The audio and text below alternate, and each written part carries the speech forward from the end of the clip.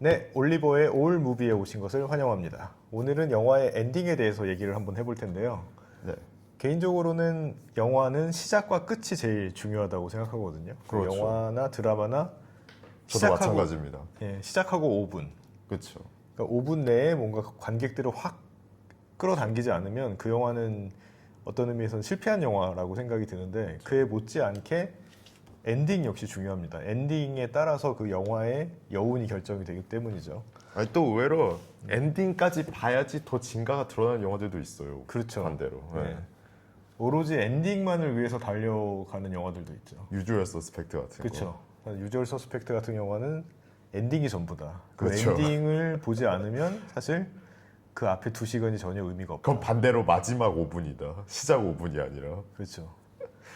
예, 그렇게 중요하다고 생각합니다. 영화의 엔딩은. 그래서 오늘 이제 올리버 작가가 5편의 영화를 선정을 해오셨어요. 그러니까 올리버 작가가 뽑은 인상적인 엔딩을 가지고 있는 영화 5편. 그거에 대해서 얘기를 해볼까 합니다. 그래서 5편을 선정을 해주셨고, 그래서 제가 연도별로 정리를 해왔는데, 총 5편입니다. 첫 번째가 1944년작 이중배상, 그리고 1949년작 화이트히트, 1981년작 실크우드, 그리고 1986년작 플라이, 그리고 2007년작 스파이더맨 3 이렇게 총 5편을 선정을 해주셨는데 개인적으로는 제가 본 영화는 스파이더맨 3와 플라이밖에 없었습니다. 네. 앞에 세 영화들이 굉장히 예전 영화고 그래서 하나하나 좀 얘기를 해보죠. 근데 일단 들어가기에 앞서서 이 5가지 영화를 선정하신 특별한 이유가 있을까요? 아니면은 하나하나 얘기하면서 진행할까요? 이 5가지 영화의 엔딩들의 공통점이 바로 절제와 여백의 미를 잘 가지고 있다 생각해서 뽑았습니다. 그러니까 절제와 여백의 네. 미가 있는 엔딩이다. 네. 오케이, 알겠습니다. 그러면 이제 첫 번째로 1944년 이중배상부터 시작을 한번 해보시죠. 저는 이 영화를 몰랐습니다. 그러니까 이 유튜브 영상 준비하면서 처음 알았고, 근데 보니까 영화 텍스트나 영화 사적으로 굉장히 중요한 영화더라고요. 맞아요. 거장인 빌리 와일더 감독이 감독을 했고, 그리고 굉장히 중요한 스릴러의 한 요소인 판무파타를 처음 등장시킨 영화라고 알고 있습니다. 맞아요. 그 부분에 대해서 좀 설명해 주실 수 있을까요? 그러니까 이 영화에서 바버라 스탠윅이라는 여배우가 연기했던 여자 주인공이 이제 그 후에 나온 모든 여자 판무 파탈 캐릭터의 시초격으로 평가받는 거죠. 그렇습니다. 그러니까 주인공이 이제 보험회사 직원인데 우연히 유부녀인 필리스를 만나서 이제 네. 그녀의 매력에 빠지게 되고 이제 그녀의 남편을 맞아요. 사고사로 위정하고 살해를 해서 보험금을 타내려고 하는 네. 그런 이제 스토리인데 결국에 주인공은 이제 나락을 가게 됩니다. 네. 그래서 그 결국에는 이제 그녀도 살해하고 본인도 이제 총에 맞아서 죽어가게 되는 그렇죠. 그런 상황인데 그 상황에서 이제 엔딩 씬이 나오게 되는 거죠. 네. 그 엔딩 씬이 특별히 인상적이었던 부분이 있을까요? 왜냐면 이 영화는 시작도 독특한 게 이 주인공이 자신이 저질렀던 범죄에 대해서 바로 고백하는 걸로 시작하거든요. 아, 첫 씬도? 네, 첫 씬도 그러면은 첫 씬이 끝에 가서 끝에 장면하고 이어지는 건가요? 바로 그겁니다. 이제 마지막 엔딩 가서도 주인공이 계속 자신의 범죄를 고백하러 와중에 자신의 상관이었던 키스가 결국 다 듣고 있었던 거죠. 그래서 근데 이 키스는 얘가 이미 총에 맞았다는 걸 직감적으로 눈치챘기 때문에 어차피 시간이 얼마 안 남았으니까 그냥 보내줘요. 그래서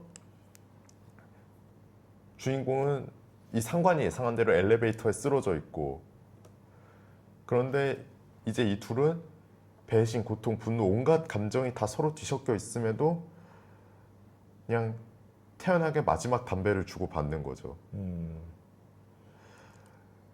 약간 얘기만 들었을 때는 어떤 그 쓸쓸함, 허무함 그런 게 그렇죠. 좀 느껴지는 엔딩이고 약간 그 제가 좋아하는 애니메이션 카우보이 비밥의 주된 정서하고도 좀 비슷한 것 같습니다.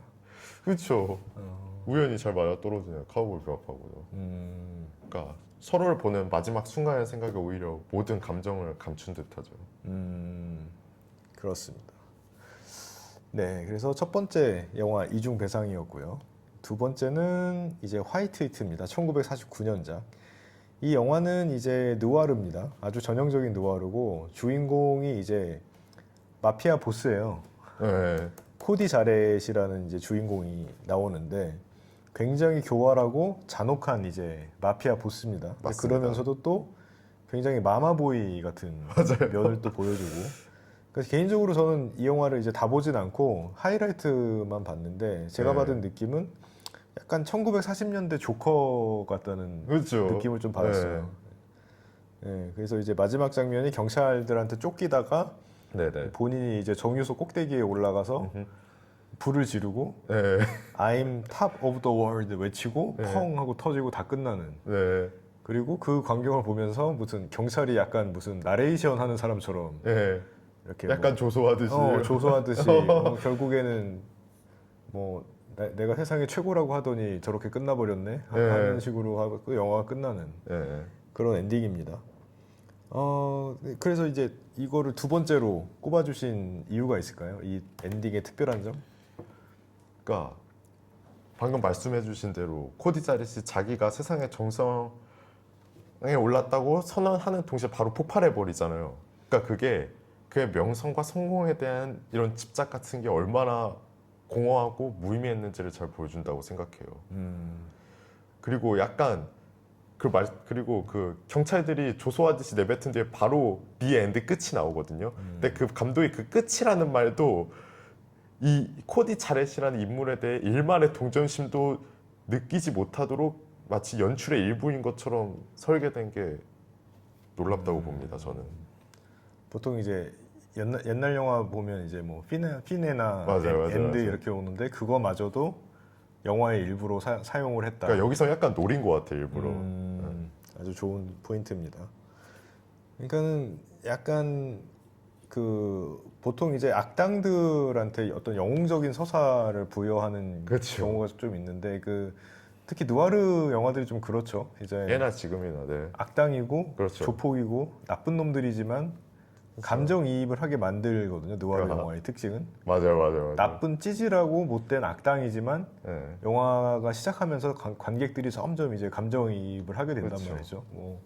뭐 비열한 거리에서 조인성 같은 경우도 맞아요. 그렇고 친구에서 장동건 같은 어. 경우도 그렇고 그렇지만 이제 이 영화의 특징은 그런 어떤 감정이입을 끝까지 배제하고 영화를 그냥 끝내버렸다.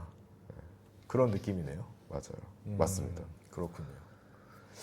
알겠습니다. 그게 두 번째 영화 화이트 히트였고 세 번째 이제 실크우드입니다. 이제 칼라로 넘어와요. 칼라 영화입니다. 네. 여기부터는 1981년작이고 그 유명한 영화 졸업의 마이크 니콜스 감독 맞아요. 그리고 메릴 스트립과 커트 러셀의 젊은 모습을 볼 수 있는 영화입니다. 그래서 이제 메릴 스트립이 실크우드라는 실존했던 그 여성을 연기를 하는데 어떻게 보면 이제 원자력 발전소의 직원이었고 이제 내부 고발자 맞아요. 입니다. 영어로 그래서- 미슬블로어라고. 휘슬블로어죠. 그래서 이제 원자력 발전소 내부에서 벌어지는 어떤 비리나 이런 것들을 이제 폭로했던 분인데 이제 그 엔딩 장면에서 이제 그 커트러셀한테 이제 손을 흔들면서 차를 타고 가는 그 장면이 엔딩인데 그 가스펠 어메이징 그레이스가 음악이 나오면서 대사 없이 그냥 쭉 화면이 흘러갑니다. 맞아요. 그리고 이제 그 차 사고로 이제 죽게 되는데 정황상 살해당한 느낌이죠. 그렇죠. 내부 거발자이기 때문에. 뭐 확실하게 알려주지 않죠 영화가. 예, 그래서 굉장히 독특한 그런 엔딩이었고 뭐 그런 부분이 이 영화를 선정하신 주된 이유겠죠. 네. 그러니까 말씀하신 대로 교통사고로 주황에 가면 잠깐 나온 다음에 그 카렌 실크우드의 무덤과 그 애절하면서도 그 아름다운 자장가 그 어메이징 그레이스라는 곡이 흘러나옵니다. 그리고 커트 러셀이 연기하는 주인공이 그녀 없이 천천히 삶을 이어가는 모습이 나오죠. 굉장히 감성적인 네. 그런 엔딩이었던 것 같습니다. 그러면서도 약간 세상은 멈추지 않고 흘러간다라는 걸 굉장히 잔잔하게 잘 보여준 것 같습니다. 네, 그래서 이제 실크우드까지 만나봤고요. 네 번째 영화는 SF. 사실 이 네. 영화가 막 나왔을 때는 이렇게까지 오래 회자될 줄 몰랐는데 생각보다는 SF B급 영화의 어떤 고전의 위치를 차지하고 있는 것 같아요, 이 영화는. 그렇죠.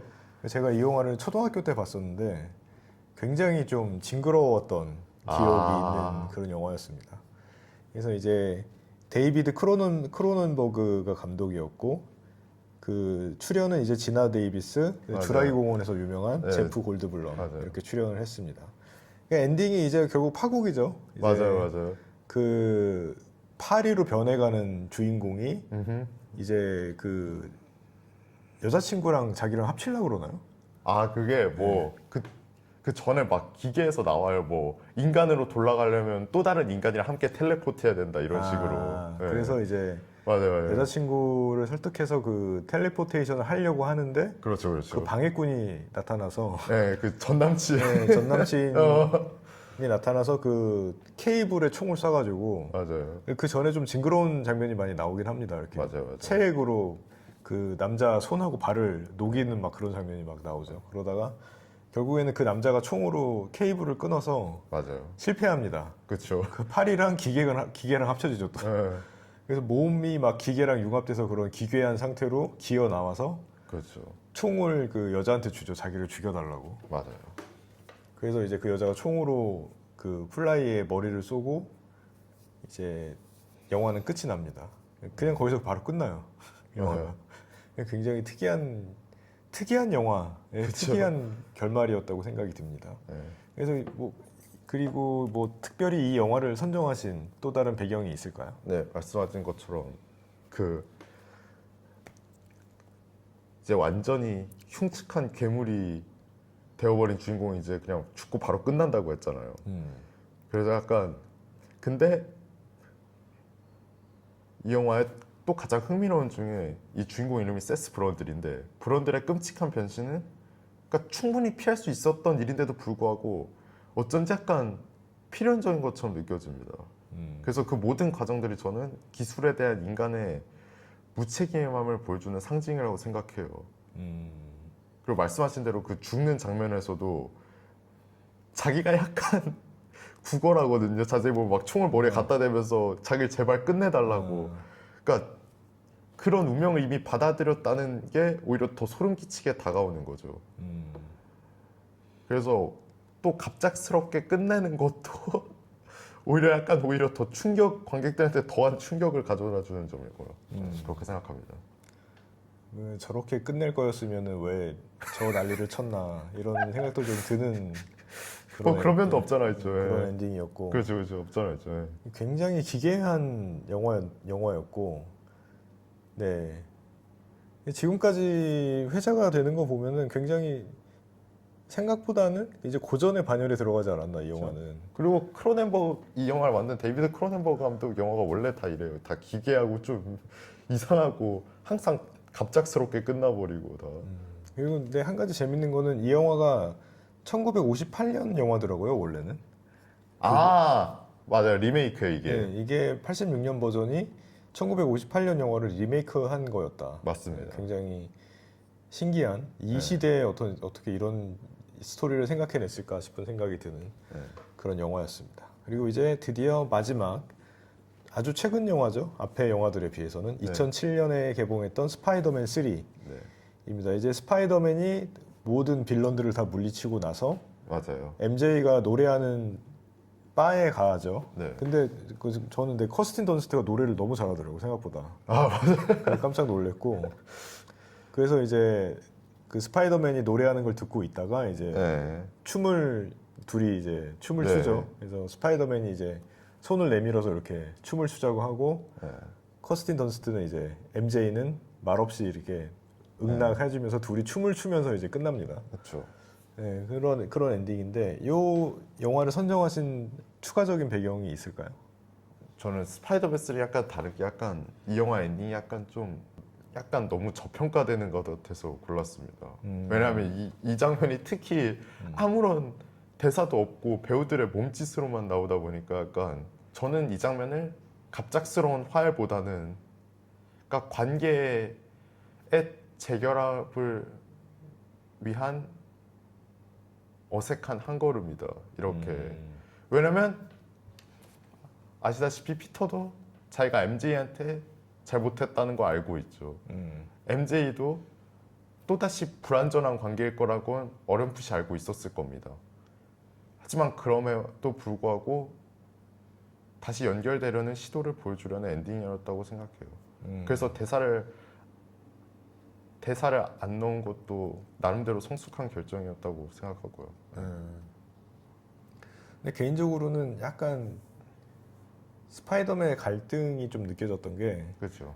그 영화 뭐 다른 버전의 스파이더맨도 마찬가지입니다만은 네.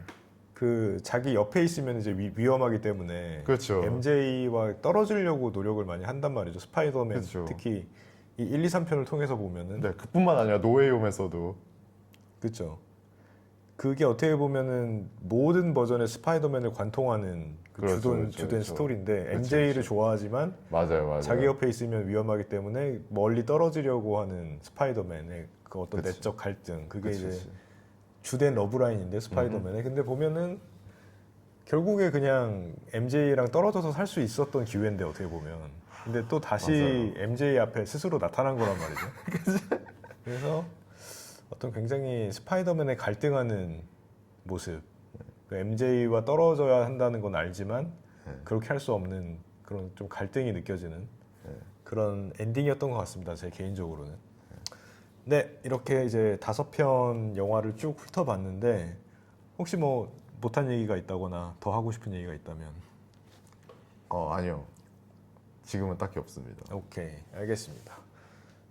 네, 그래서 이번 시간에는 아주 인상적인 엔딩을 가지고 있는 영화 5편 만나봤고요. 저희 채널에서는 앞으로도 개봉작 리뷰나 뭐 이런 영화 드라마 관련된 여러 가지 이야기를 해볼 생각입니다. 네, 영상 혹시나 재밌게 보셨다면 구독, 좋아요 부탁드리고요. 저희는 다음 영상으로 돌아오겠습니다. 감사합니다.